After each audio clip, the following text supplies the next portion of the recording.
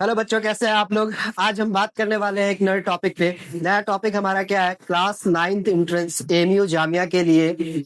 आपका एमयू और जामिया दोनों के लिए जो है वो 10 मार्क्स का पूछा जाता है। सोशल स्टडीज का सिलेबस वो क्लास 8 से पूछा जाता है। बेसिक क्वेश्चन पूछा जाता है, उसी को हम रिवाइज करवाएंगे, क्वेश्चन प्रैक्टिस करवाएंगे और इस पे बात करेंगे। ठीक है, आपका पहला चैप्टर है हाउ, व्हेन एंड वेयर। चलिए शुरू करते हैं बिना कोई देर किए हुए।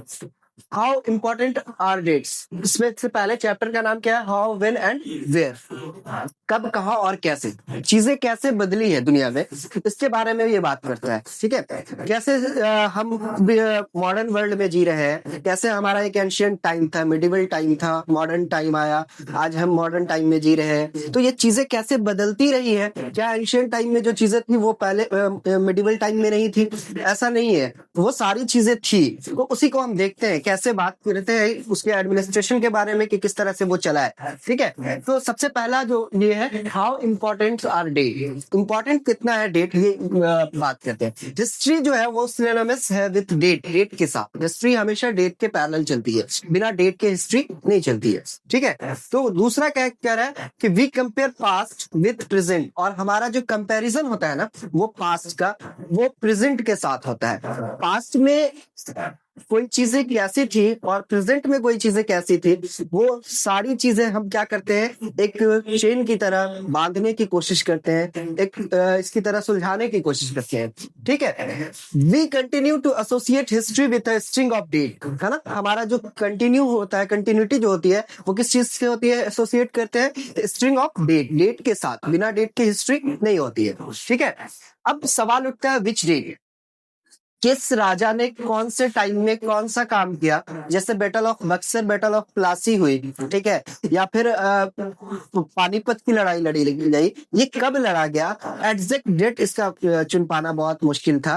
तो इसके लिए कुछ चीजें लिखी गई, कुछ रिटन फॉर्मेट में डॉक्यूमेंट है हमारे पास जो इस बात का सबूत देती है। तो विच डेट, सबसे पहला सवाल कहता है कि selection of date depends on the story of past. किस पे डिपेंड करता है? Story of past. पास्ट की स्टोरी जितनी ये रही होगी उस पर हम सिलेक्ट करते हैं। Focusing on particular set of event is important. और किस पे डिपेंड करता है कि फोकस करते हैं पर्टिकुलर टाइप के इवेंट पे। इवेंट से मुराद है, जैसे हमने आपको बताया कि पर्टिकुलर टाइप का 1857 की लड़ाई कब हुई। ठीक है, तो 1857 की लड़ाई से पहले जितनी भी चीजें तैयार की गई थी, जितना भी ग्राउंड तैयार किया गया था, वो एक पैरेलल डेट के हिसाब से चलता है, फिर जाके 1857 की लड़ाई हुई है। ठीक है, तो ये इंपॉर्टेंट है। उसके बाद सवाल आता है हाउ डू वी पीरियडाइज। हम पीरियडाइज कैसे करते हैं? पीरियडाइजेशन जो है वो बहुत इंपॉर्टेंट है, जिसमें एक आदमी का नाम आता है जेम्स मिल का। डिवाइड करता है इंडियन हिस्ट्री को 3 पीरियड में, हिंदू, मुस्लिम एंड ब्रिटिश में। ठीक है, जबकि इंडिया में जो हिस्ट्री का राइटिंग का रहा है वो असल में एंशियंट रहा है, ancient, medieval and modern. Ancient,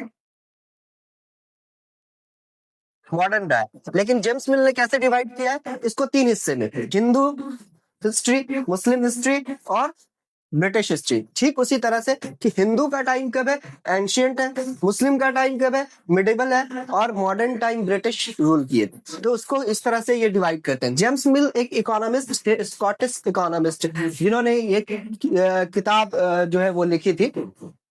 ठीक है, the history of British India, the history of British India. उसके बाद what is British rule presented all forces to progress and civilisation. और इसमें उसने क्या किया, ये दिखाया है कि पूरा जो इंडिया सिविलाइज्ड हुआ है, इंडिया का सिविलाइजेशन बनाने में ब्रिटिश का हाथ रहा है। वैसे मिडिवल टाइम में जो मुस्लिम रूल कर रहे थे वो प्रिमिटिव तरीके से लोगों को मतलब वहां पे जो लोग जी रहे थे, ये सारी चीजें वो